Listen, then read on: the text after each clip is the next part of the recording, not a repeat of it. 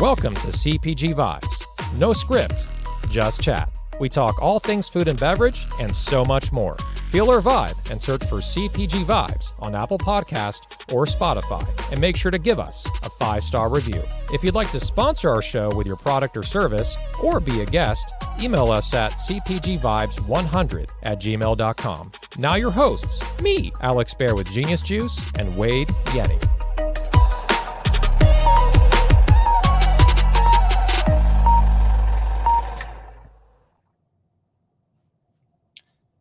All right, welcome to episode 89 of CPG Vibes. We are here. As you can probably tell, I'm not in my usual spot. If anyone can guess where I am, you get a bonus of a clap and a thumbs up to you if you know where I am. I'm definitely somewhere in the continental United States. I can give you that, that much of a clue. Wade, how you doing, buddy? Man, I'm doing good. I had a little hiccup there. I had to reload. Reload the page, and last week it was planes, trains, and automobiles to get here, which I didn't make it back in time. But today we have a thunderstorm warning, and I'm getting some. Let me turn off my HDMI, see if that helps. I'm getting my screen. My screen is flashing a little bit, but we'll see what happens. It looks like we've already got a winner in guessing where you're at. Yeah. It's pretty obvious. I tried to blur the background, but I think it doesn't do anything. So I might as well just take off the blur. Because everyone already knows where I am. You're in your car. In my car. At least I got the picturesque, the window on the top because I have a Tesla. So that looks pretty cool. Looks better than most standard cars. So cool. All right. Well, just some, and again, because I'm on the road, we're dedicated and committed to doing the show no matter where we are. Wade, I was trying to push you to do the show on the airplane on Wi-Fi. I was on Delta and we had Wi-Fi and I was tempted, but as I was trying to get my messages, it just kept cutting out, and we didn't touch down till after it was after 6 o'clock my time, and I'm like, by the time I got off the plane, I'm like, there's no way. By the time my Wi-Fi hooks up, you're going to be gone. So it didn't work out. Orlando was not. No, I don't know if you told the story. I haven't had a chance to watch the episode yet, but no. I was supposed to be on the ground in North Carolina at 5 o'clock, and we were on schedule. We were about 10 minutes late leaving Atlanta, which was fine. We still would have been okay. But we're on the plane. We were loaded. We were ready to go, taxiing, getting ready to take off. And there was some kind of issue with a passenger on the plane. I didn't hear anything. I didn't see anything. But the captain came on and announced that they were taking us back to the gate, and it took a little bit. Somebody came on, escorted 2 people off without any commotion or anything, and waited a little bit, and we took off. So it was just really a bizarre situation. It's one of those things that, if it can happen, it will. And unfortunately for me, last week it did. But it's good to be back. Definitely, and it was a great show last week with Jay Carls, co-founder and the rainmaker of Midday Squares. If you didn't watch the episode, go back and watch it on Apple Podcast or just on LinkedIn. Cool. A couple announcements because I don't want to delay too much and then really give this gentleman as much time as we can on our show. But make sure to email us, cpgvibes100@gmail.com. It was interesting where I had to multitask that last week, where I was typing and talking. I didn't realize how hard that could be since we're on a plane. So cpgvibes100@gmail.com. If you'd like to sponsor, it's $350 introductory rate. Normally it's $500. We're getting booked out pretty far in advance now. It's pretty exciting, Wade. People are starting to do the sponsorships. They're seeing some results. They're getting some clients from it.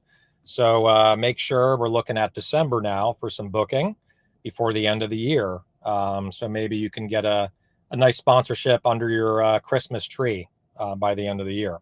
There you go. Or Hanukkah tree. And also, if you'd like to be a guest, we're booked out about 4 or 5 months. But if you'd like to look at coming on the show in March, April, May, around that time, make sure to also email us. All right. So without further ado, I'm going to play some music here, and I'm going to introduce this gentleman that I've been, as you have, Wade, just been watching his posts on LinkedIn, seeing him going to Sprouts, seeing him giving out product, promoting his product. A really powerful story, celebrity backed, celebrity partner. So all really, really cool stuff that I won't continue explaining because I'd like to give the floor to him to explain that. So without further ado, we have Quentin Vennie. He is the co-founder and CEO of the Equitea, like a tea you drink, the Equitea company. Quentin, how you doing, man? How you doing? Good. How about Welcome. Thank you. Thank you. Appreciate you having me. Yes, we always randomly pick music that we don't plan anything at all. Like literally, I'm like, in the moment, I'm like, what music looks good here? And I just pick it and then I bring you on. So no, to reinforce, we don't plan anything on this. I love it. Show. I love it. So where are you out of? Where do you live? I live in California now. I live in LA now. Oh, you do? Oh, wow. Yeah. So just moved to LA in June from Baltimore. So born and raised in Baltimore, but moved, had to come out here for the business and opportunity, and loving it so far. Awesome. What part of LA are you in? I'm in the Valley. So okay. The Glendale area, Van Nuys. I'm in Calabasas. Calabasas. Okay, so you're right near the Erewhon up there. Right, exactly. Yeah. Cool. Is Equitea in Erewhon? I think it is, right? It is not in Erewhon. Not. No. Okay. Yeah. Have you pitched them or? Yeah, we did, and we got a hardcore denial for reasons that I don't think it's my space to talk about publicly. But there was some internal things that were happening that were outside of my control that really had nothing to do with me or Equitea. So yeah, they turned us down. Gotcha. Well, there's a lot of opportunity in LA. There's Whole Foods, Lazy Acres. You got Sprouts. You're visiting Sprout stores out here all the time and promoting it. So a lot of plentiful stores out here, which is a good thing for you. So yeah, man. So what would you like to talk about? We literally said before going live, we're like going to give you the floor, let you talk about your story, about the product. I also want to know, I'm going to start with this. My little question is involvement with Gwyneth Paltrow. How did that form? How did that synergy even happen? Yeah, it was, connecting with GP was really like organic, she had started following me, I think in 2020. This was 2020, 2021. And this was during the Black Lives Matter uprising, right? Breonna Taylor and, everything that was happening at that time. And I've been in the wellness space for, over 10 years, my own personal wellness and health journey, yoga, meditation, juicing, gardening, tea, the whole thing. And, I was publicly, kind of calling out the wellness space, right? It was during the time everybody was putting the black square on their Instagram page, to celebrate Black Lives Matter, right? But then, but there was no action that really, followed that, and so, I've experienced performative allyship for so long, and it's like when you're seeing certain things happen to individuals in your community, the one thing you don't want is people to proclaim something and not act on it. And so essentially I was calling out the wellness space, like, we should be doing more as a community. And I think that was something that really resonated with Gwyneth, because one of the things that, a lot of people don't know about her is, she's outside of her public persona and the image that, the media wants to portray, she's probably one of the most humble, sweetest, just selfless individuals that I've ever met in my life. And, so we connected, we DM'd each other back and forth. And I told her like, hey, I'm, starting a tea company. Would you like to try some tea? And, she was like, sure, I'd love to try it. I sent her a sample of tea. She loved it. We did some work together with an article with Goop. And then the conversation just continued to progress from that point. We had originally launched selling loose leaf tea. And then we transitioned that once we realized that, people don't really buy loose leaf tea like that. They usually, the majority of tea consumed in America is in a ready to drink form. And so she was very instrumental and hands-on with helping us to go from ideation to execution on that. And, our relationship has just continued to grow and prosper. Wow. Got it. That's amazing. Yeah. Yeah. Well, I was gonna say I wanted to touch a little bit, just jumping all over the place because that's what we do.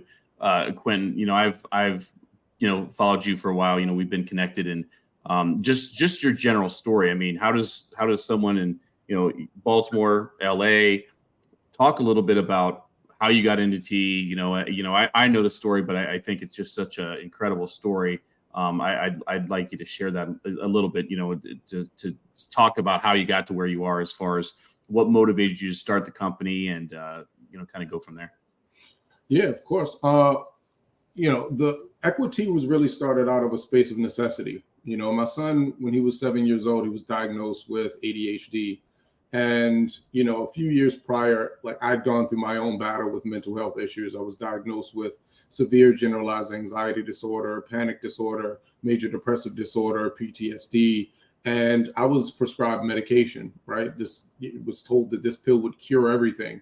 And what ultimately ended up happening was I became addicted to the anxiety medication, survived an accidental drug overdose. It pushed me into a pit of depression. I attempted suicide twice, and really hit rock bottom. And for me, I was able to find a level of, sustainability and healing through yoga and meditation, juicing, gardening, as well as the ritual of tea, right? I've always struggled with insomnia. So my tea journey really started with, drinking like nighttime tea, which was really chamomile and peppermint and probably some other ingredient. It was in a bag. So, it wasn't the best quality, but that's really how it all started for me. Right. And so once I realized that worked for me, when my son was diagnosed, I didn't want him to experience or go through anything similar. Right. We live in a pill for every ill, highly prescriptive, over prescriptive society. And I learned for myself that there are natural and holistic ways that we can manage all of these things that we deal with. I'm not anti-medication, right? I'm just, medication wasn't the right fit for me and my child. And so we had taken him to his neurologist because we tried everything. Took him out of traditional schools, put him into a private online school. He would do yoga and meditation with me, and he was vegan and was gluten-free. Like, we just went down this rabbit hole, and his neurologist said, like, hey, have you tried giving him green tea? And I was like, no, like, why would I ever think of giving my son green tea? It has caffeine. And she said, well, green tea specifically is high in L-theanine, an amino acid of L-theanine, which actually helps the brain to calm. And then when you take the low dose amount of caffeine that's naturally occurring in green tea and combine those things, it actually helps to create focus. And so it would mimic the results of Adderall, but without the risk of dependency or any negative side effects. And, I felt like that was an easy enough thing. So went out, bought every green tea combination you can think of, bottled, bagged, the whole gambit. And every time I went to make a cup of tea, he hated it. He just didn't want to drink it. He would want to add a bunch of sugar or honey or a bunch of stuff into it, which essentially would defeat the purpose. And so my goal became, really understanding if this was going to be a viable option, how then do I make green tea palatable to a 9-year-old? He was 9 by that time. And so just going down this rabbit hole of research, trial and error, we landed on a blend that he loved. It was green tea with lavender and lemon verbena and lemongrass. And I would add like drops of ashwagandha in there and, sweeten it with a little bit of honey. And he loved it. It really became a part of his day-to-day ritual and routine, and became a part of our family's ritual and routine. And, before I knew it, by the time that school year had ended, he'd gone from really struggling in school to being on the honor roll. and he's been on the honor roll every year since, right? And so, you know, once it really hit me, I mean, at the time I was an executive in nonprofit, was creating yoga and meditation in schools programs throughout New York City and in Newark, New Jersey, and in Baltimore. And once I stepped away from that job because of some racial issues I was dealing with at the time, you know, it became very obvious to me that it was time for us to make available to other people what we created for our family, you know, and that was really the foundation of Equitea. Wow. Yeah, it's a really impressive story, you know, that there's such a personal connection when creating this. Because I think, like, you know, just what I feel and what I in this industry is that when there's a story associated with the brand, right? It's not just another tea brand. There's so many tea brands out there, but the name's great. I mean, that's one thing, is really the story. And I like to hear more about the name, but just the story that's attached to what this tea is all about. So with all that said, I like to look at the business side of it, right? Like when you're selling in stores, I would love to have you, you know, at the 400 Sprouts being like, here's the story, right? Boo, boo, boo, boo, boo. But he can't do that, right? He can't be in 400 places at once. So how are you translating this story to people? How are they knowing about this? Is it a social media thing? Is it on the can? I'm sure it is. But tell us more, like, how do you make that connection where people feel that what your story is when they're buying this product? Yeah, I think it's a combination of things, right? Like we live in a digital age, and you know, though I utilize social media, for me, nothing beats being in the community, right? And that's why you see on LinkedIn, like I'm not just in stores in California. I'm in stores in the Carolinas. I'm in stores in Georgia. I'm in stores in Texas. I'm in stores in Arizona. Wherever I am, you know, if there's a Sprout store, because that's the primary retailer we're in right now. If there's a Sprout store wherever I am, I make sure to go into those stores, right? Like I post a lot of videos of me going in and I say slinging teas, right? But I do it more frequently than I can actually post on LinkedIn without it being, you know, like overkill, right? And so for me, it's utilizing, you know, this human to human connection, which we've lost in a lot of ways because of social media, you know, because of the digital age, but then we lost a lot of it because of COVID, right? And so coming out of it, right, like I feel like we're in more need to be in community and in communion with one another. And that was really the driving force of why I chose to go in to these stores and not just sit at a table and, you know, pour tea in a cup and say, hey, try this. And if you like it, here's a 25% or 25-cent coupon, right? It's like, I want to I go in the store, I buy it off the shelf with my own money, right? And then I pass these teas out because I want to be able to convey why Equitea, why this is better for you, how this is better for you, and really get an opportunity to engage with our customers, to engage with the store managers and the employees, right? Because I don't just look at Equitea as a tea company. I look at Equitea as a wellness company. It's a vehicle for change, right? Tea is the vessel, tea is the conduit, right? But it's such a bigger mission for us, right? When I was looking when I was going through my anxiety and depression and addiction, you know, wellness wasn't an option, right? When I was growing up in West Baltimore, we didn't talk about mental health. We didn't talk about anxiety. We didn't talk about depression. We didn't talk about trauma. We didn't talk about any of these things. And as a result, a lot of us have moved in the direction of behaviors that are actually harmful, right? And so I want to use this as a mechanism to really, you know, destigmatize mental health, but also democratize wellness, right? And take it away from the gatekeepers and give people something that's better for them, that actually will make them feel good and is good for them, with no fluff, no BS, right? And have it accessible, you know, and be a part of that community. I've never wanted to be one of those founders that, you know, sat behind a desk all day long and, you know, and pushed buttons. Like I want to be a part of the community. And that's really the primary way, I think, utilizing being in person with social media to really reach a much broader audience. Makes perfect sense. Absolutely. And then And then like the name, right, which is a very interesting name. I first thought, I was thinking like equality, equity, like everyone having equity. Then there's the business side, equity. What were you really going for in the messaging of the name? And then my follow-up question is, when people see it, are they getting it? Like, is it intuitively, are they getting what your brand name is and what it stands for? Yeah, I think as a founder, as a creative, right? I think there's always moments to refine the message, right? To make it a bit more like instantaneous, like, oh, I get it immediately, outside of, oh, that's clever, it's great, and so we're in the process of really looking at how to get that message across on the can, because like that's our biggest billboard, right? But the name itself, like when we think about a lot of what we're fighting for, right, whether it's Black Lives Matter, whether it's LGBTQ rights, whether it's women's rights, whether it's human rights, whatever it is, right, we're fighting for equity.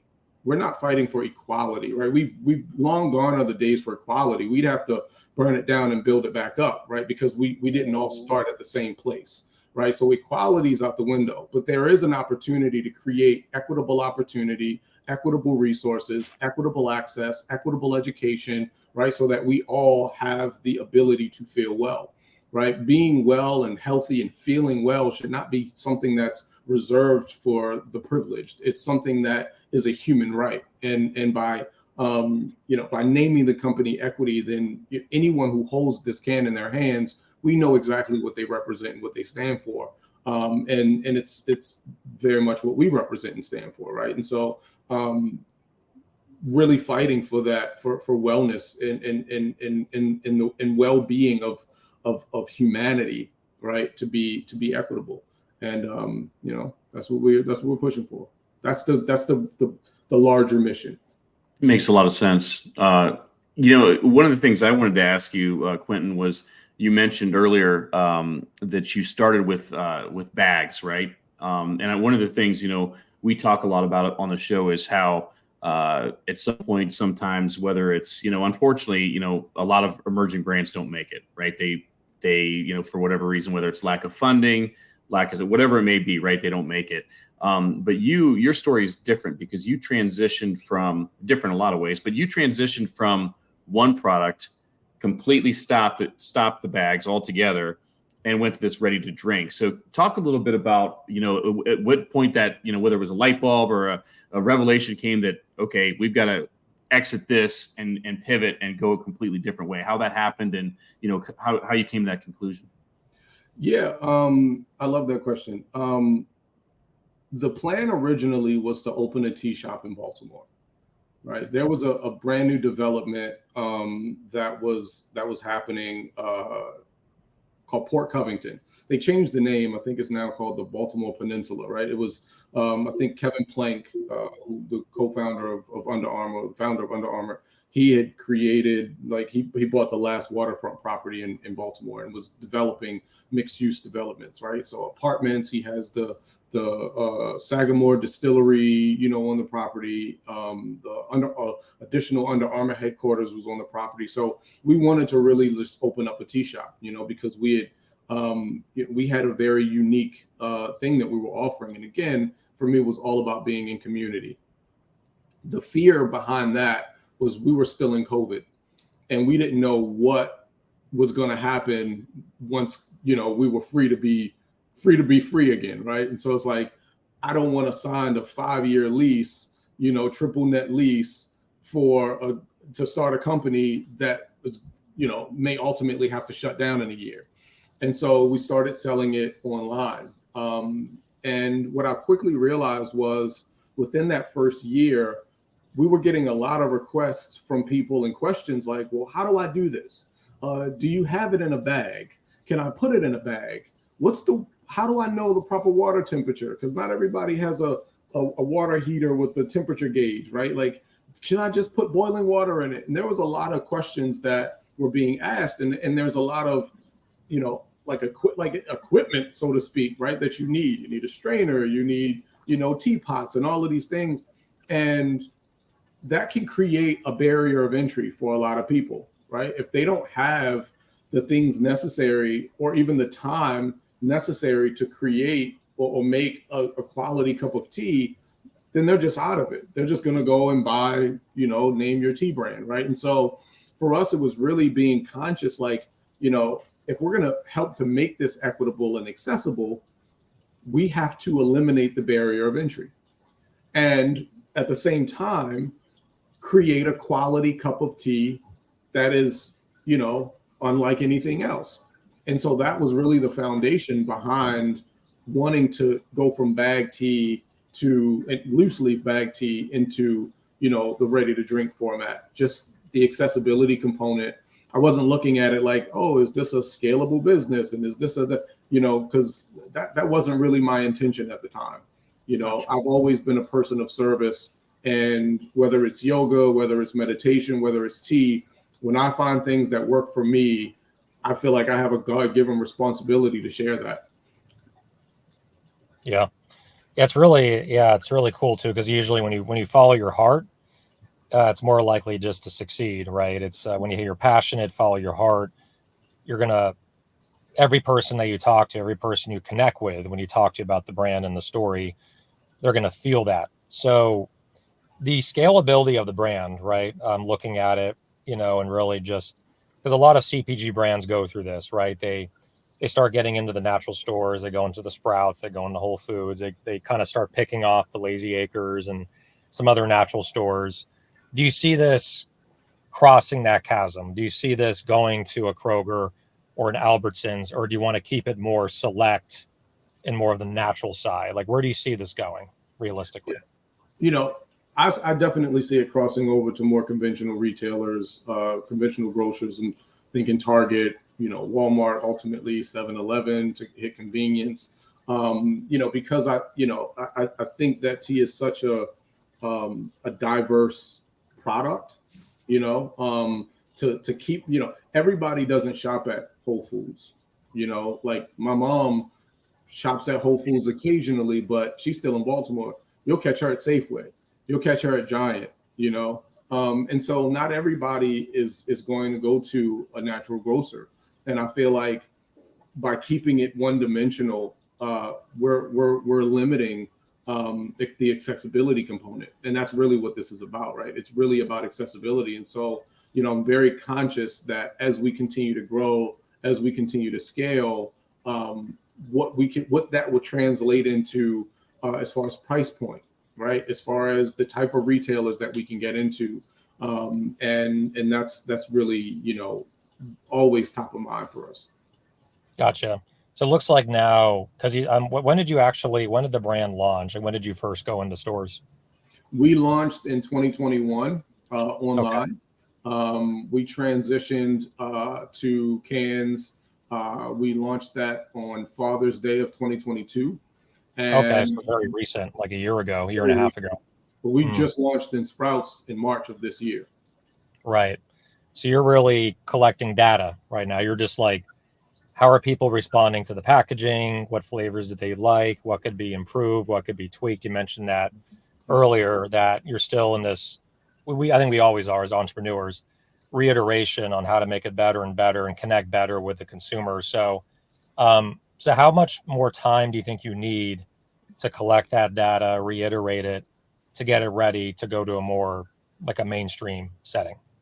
Yeah, I'm using the remainder of this year to really focus on customer feedback and as you mentioned, getting that data, right? We're in October, middle of October, so I have another 2.5, almost 3 months, to really continue to collect that and then use that in our strategy for 2024. We are being very selective of what retailers we're going to right now.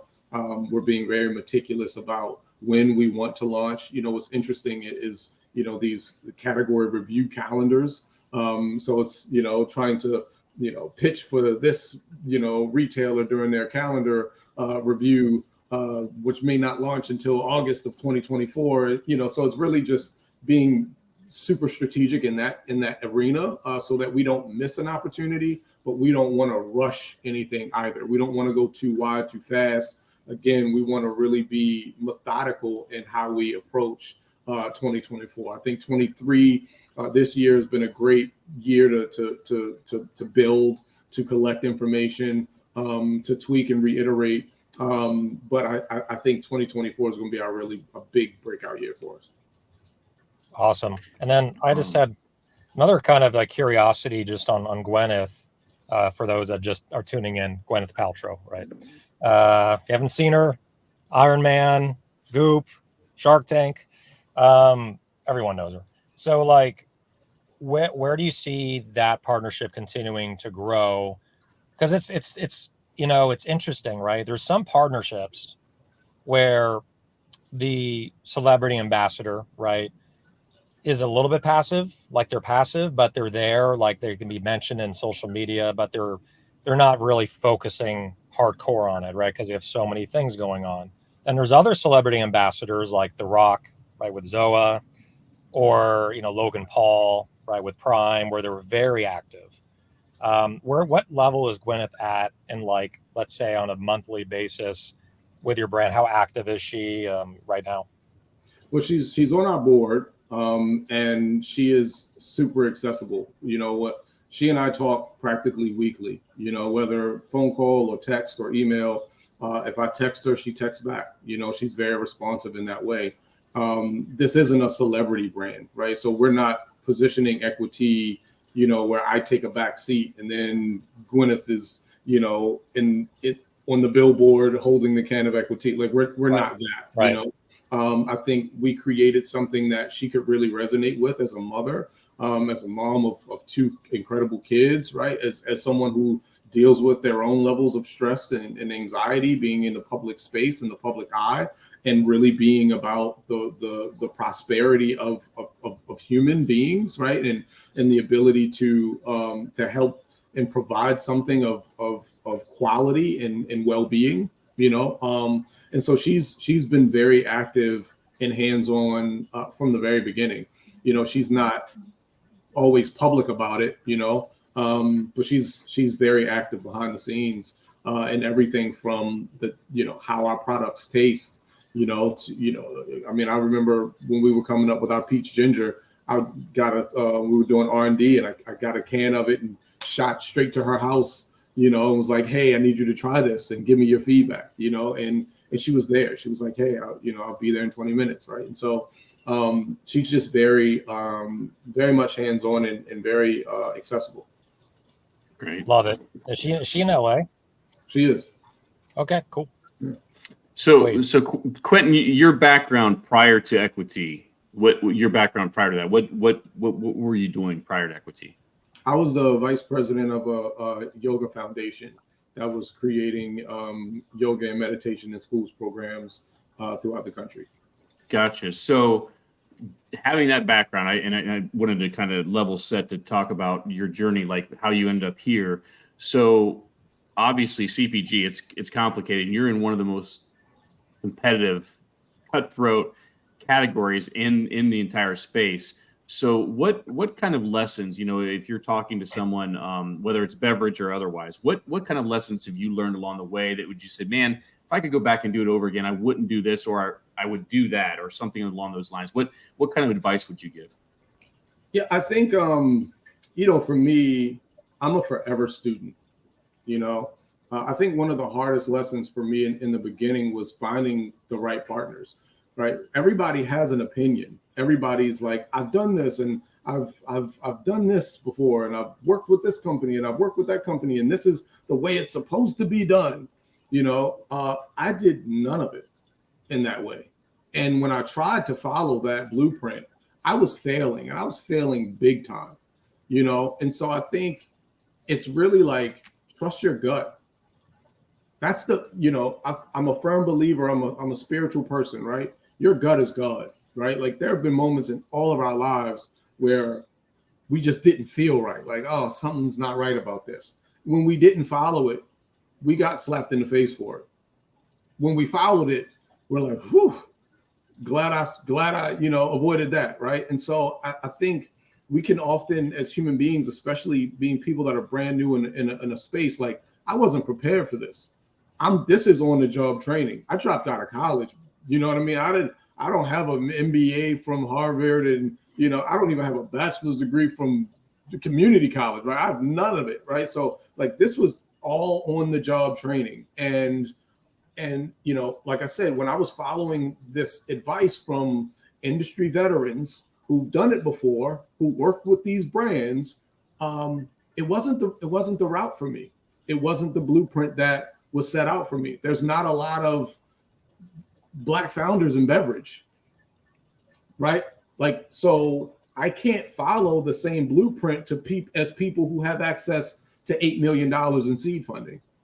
When I'm bootstrapping this thing, I can't pay $15,000 a month for an attorney so they can write up a contract. I don't have that, and so I really had to just remind myself of why I got into it. I'm often reminding myself of it because this is hard work. I think it's the hardest thing I've ever done in my life from a professional perspective. And I had to start trusting my gut more than I trusted the advice. Not to say that all the advice was bad, because there was some advice that, like, wow, it was, for instance, like Danny from LA Libations.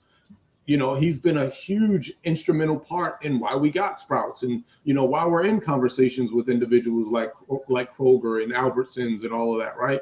And so really being able to pick and choose, like, who's providing the advice that's actually attainable versus who's providing advice based on a blueprint that they only know how to follow. Like, there's no one size fits all method to doing anything in life, right? And when we try to like reduce and limit ourselves to just that, we're putting ourselves in a really compromising position. And so like that would be the greatest piece of advice is trust your gut. Surround yourself with people who are not only like-minded, but who believe in you, believe in your vision, believe in your leadership, especially if you're a founder, and really want to see not just the business succeed, but you succeed as an individual. And I think once I started to really wean out those that, just cared about, oh, I'm going to give you this advice, I'm going to give you this feedback, can I get a half a point? Versus, hey, I'm not worried about that. Your story's dope. Your product's amazing. I want to help you succeed. And like that's what's been the driving force for us. That's fantastic.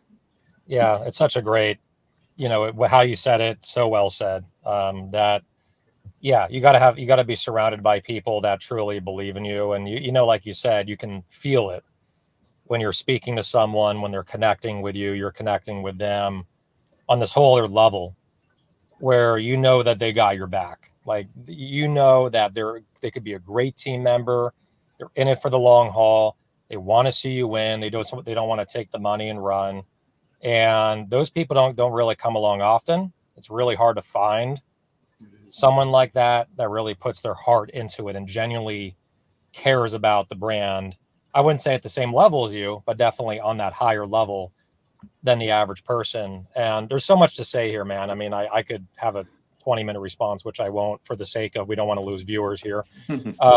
But even to add into that, right? Like, I think the other important part that's really been valuable, like you mentioned, Wade, like this is a cutthroat space, and it is, I'm sure it is, right? But I've been able to surround myself with some incredible founders that are like allowing me to like bounce ideas off of them and provide feedback, like, oh, who's the co-packer you use for this, and what was the agreement terms, and like, oh, how do I go about raising this, and what's the difference between this and that, and they've been really like helpful and instrumental, beverage and food, so not being afraid to reach out to people, because I think gone are the days where the corporate giants are just running everything from their 20th story offices, right? Like, we're actually seeing founders that want to see each other win, and there's love and community there, and so I want to just take that time to really like put that out there. Like, don't be afraid to reach out to, and I have had somebody reach out to me recently, like, hey, I know we're in the same space, in the same category, but do you have 15 minutes to talk? So, absolutely, let's talk. Like, it's enough out here for all of us. So Yeah, that's a good point. That's a good point. It's funny.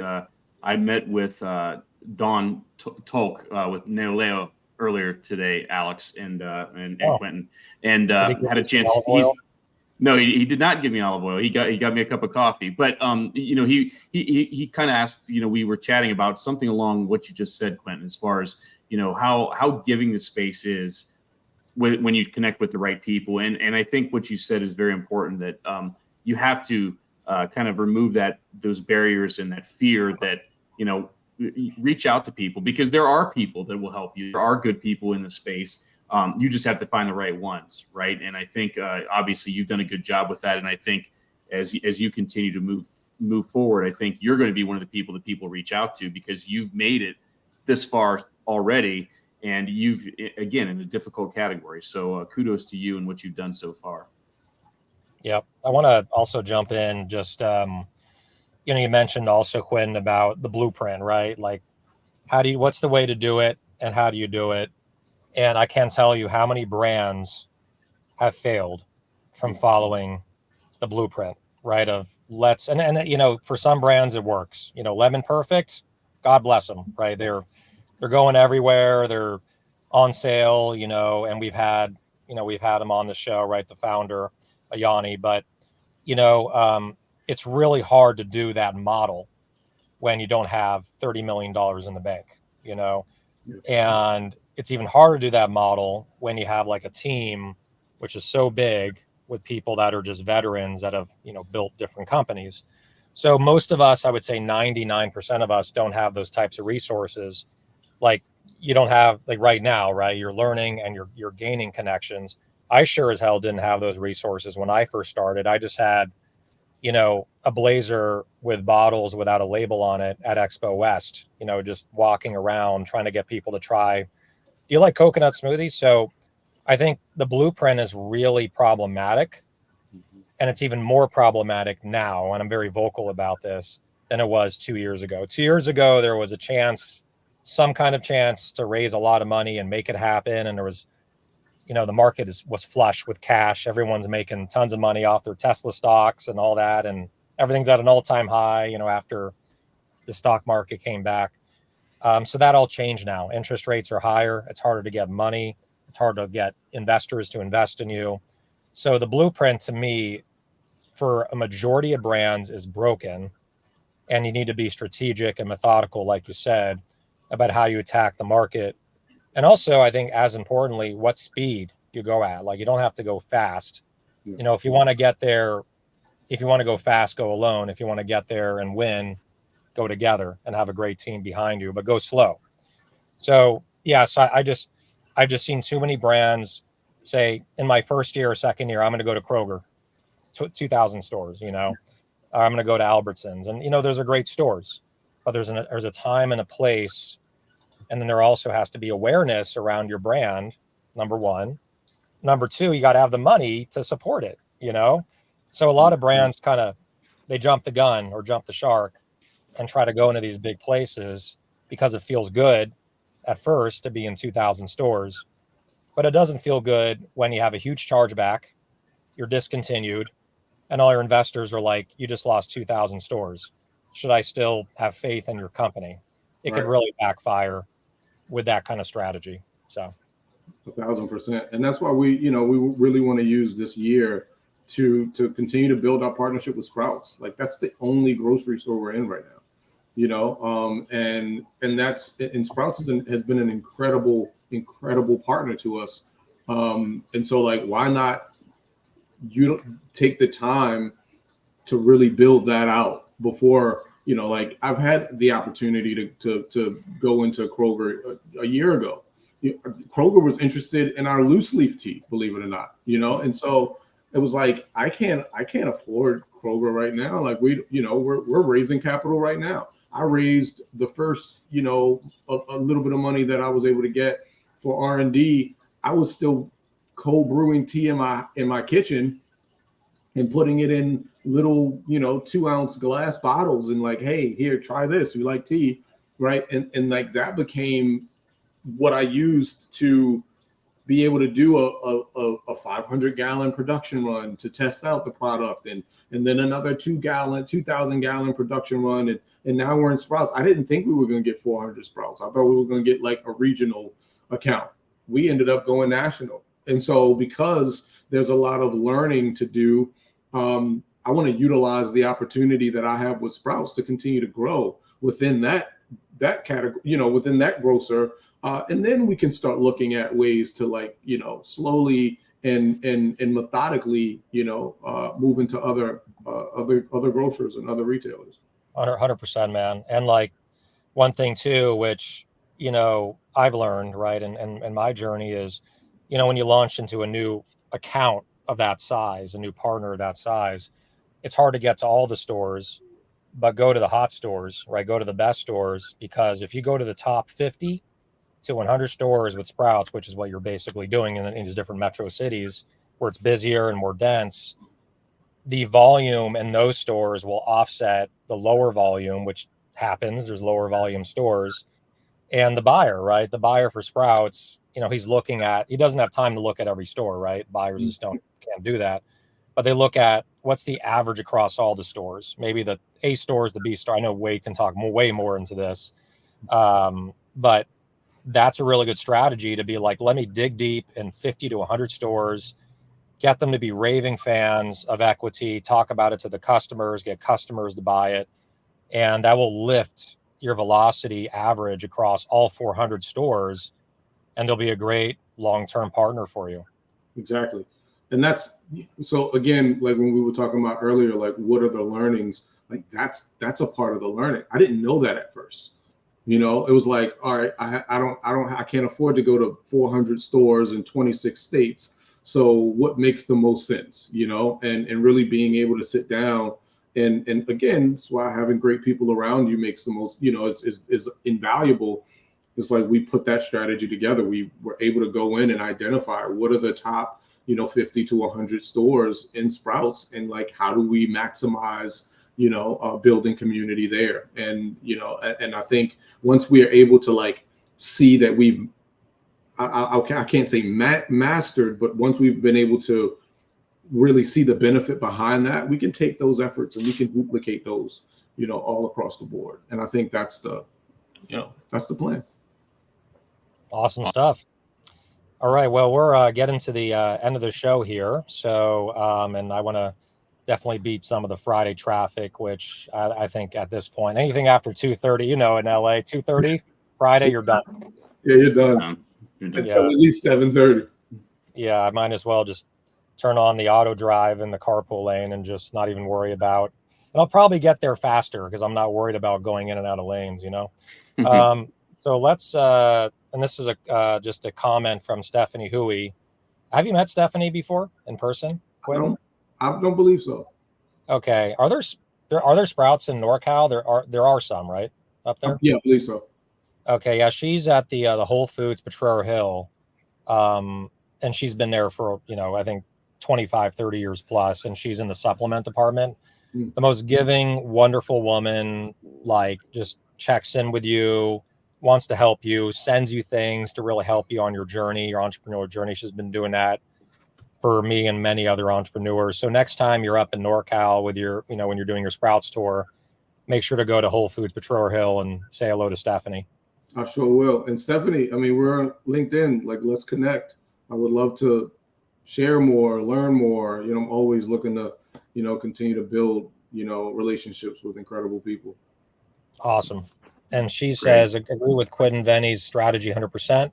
Cultivate and grow slowly a mutual, beneficial, respectful, and trustworthy relationship with one retailer, like you have with Sprouts. Take your time. Don't rush. Congratulations thus far. Thank you so much. That's awesome. All right. The next segment is, and again, we didn't brief you on any of this because we don't prep anyone. It's not our gig. That's not our gig. Not our gig. No script, just chat. But this is called Stuff We Love. And because I'm in the car, I don't really have a lot of stuff that I normally love. But one thing I did pick up, again, I wish I didn't go to freaking Sprouts, or I would have had the Equity, but I got the Olipop, the grape. They have a bunch of new flavors at Whole Foods. They have I don't know if you're seeing it your way, Wade, on the East Coast, and I know Quentin, you're seeing it on the West Coast. They got like banana cream now. They have the ginger ale, which is really good. We just tried the other day, actually. Yeah, so I think they're over 200 million. And I will say, just in general, I met Ben Goodwin at an event, and the guy spent 30, 40 minutes with me just talking about everything. Like, he's like a science nerd. Like, he's a finance science nerd. Like, he will tell you all the details. He'll tell you, you know how they came up with the name Olipop? I didn't know either until he told me. So there's some fiber called olysaccharide. And that's the fiber that they use in the, got it. So it's like fiber soda, Olipop. So there you go. So I didn't know it for 4 years what it meant until I met him. So that's mine. And then Quentin, anything, this segment is about anything you love, anything in your pantry that you've been drinking a lot of besides Equitea. Or drinking, eating. Or eating. Yeah. This is my favorite sparkling water. I saw that. I love that water. Fantastic. Hands down, one of my faves. Food. I'm obsessed with Partake's soft chocolate chip cookies. Gluten-free. Yeah. I'm gluten-free, free of top 9 allergens. Just loving that those chocolate chip cookies. And there's another one, Elmhurst cashew milk. Loving it right now. Absolutely loving it right now. That's awesome. Well, we certainly didn't plan this, Alex. You had a drink, and I'm hooked on this stuff right now. I don't know if you've seen this yet. Have you seen this? Oh, yes. Have you seen this, Alex? Have you seen it? I've never seen it. This is amazing. So this stuff, and I'm going to butcher the name because if you look at the can, there's these long lines above the A. So it makes me think it's Make, but I've been calling it Maca.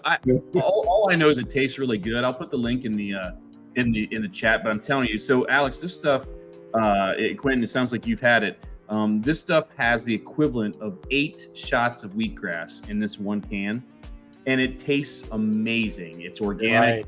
Right. This flavor is hibiscus passion fruit. I'm hooked on it. I mean, it's absolutely incredible. I mean, it's very clean ingredients. You think about wheatgrass and the functionality of it, but the first thing that comes to mind when I think wheatgrass is the taste is just not for me, right? This stuff is amazing. You've got to try it. And where'd you get it from? A little store that you might know, that the Fresh Market.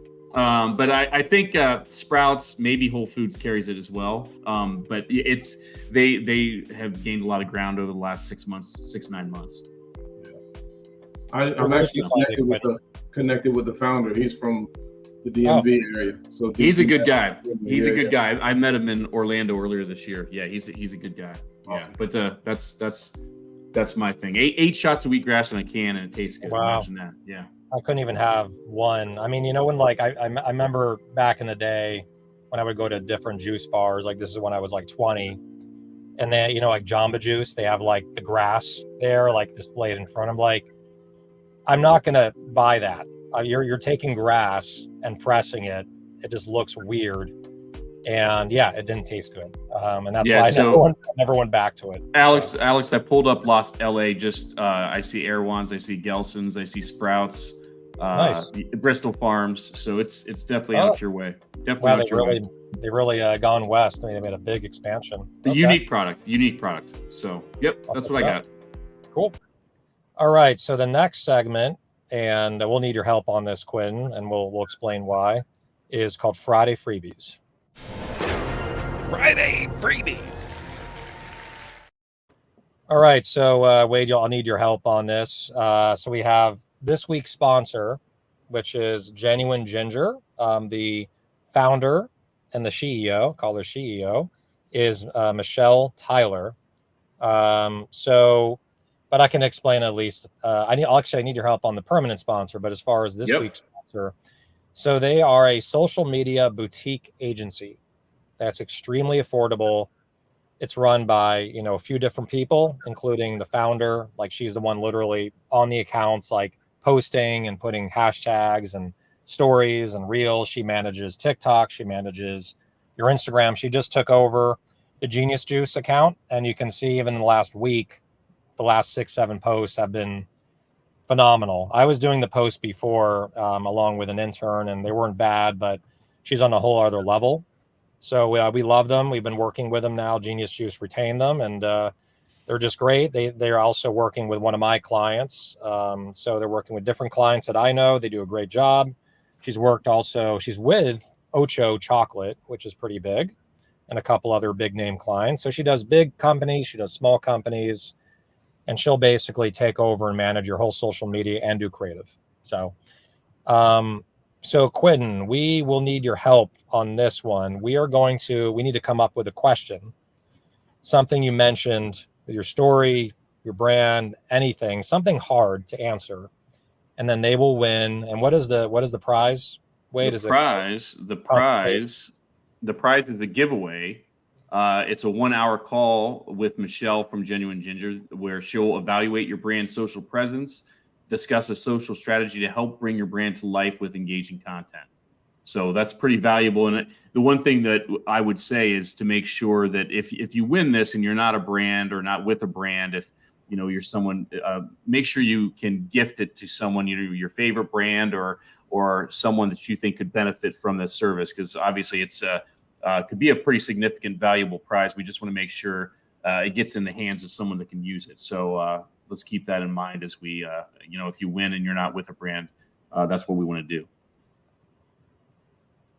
All right. So Quentin, any question come to mind about something you mentioned? Could be a location, could be a number, could be a factoid. You said something hard. See, it's gonna be challenging because people can see. All right, so let me think. We'll do.